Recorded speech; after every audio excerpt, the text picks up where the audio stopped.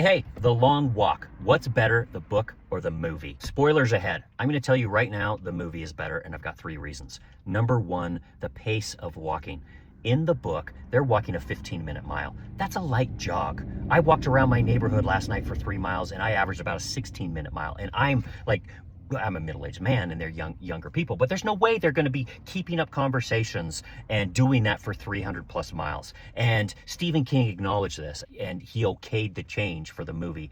And in the movie, it's a 20-minute mile, and that's more realistic. Number 2, the motives of the main 2 characters. You've got Ray and you've got Pete. And I bought into their motives in the movie much more. In the book, it's kind of wishy-washy. It's vague. You don't really know why they're there. In the movie, it's really clear.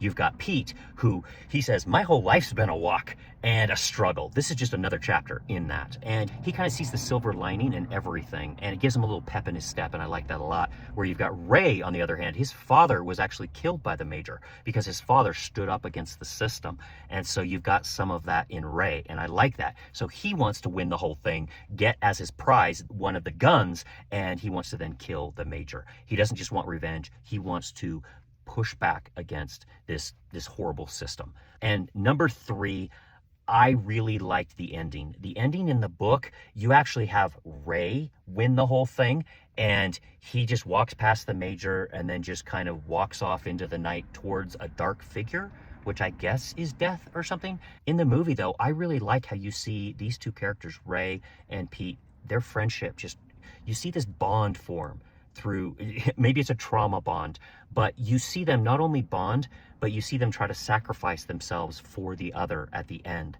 And finally, you have Ray, who kind of tricks Pete and sacrifices himself, and then Pete wins. And what does Pete do? He asks for the same thing that his friend Ray wanted, a gun. And then he kills the Major. So that's really satisfying because the Major's just first-class a-hole. But he didn't do it just to avenge his friend.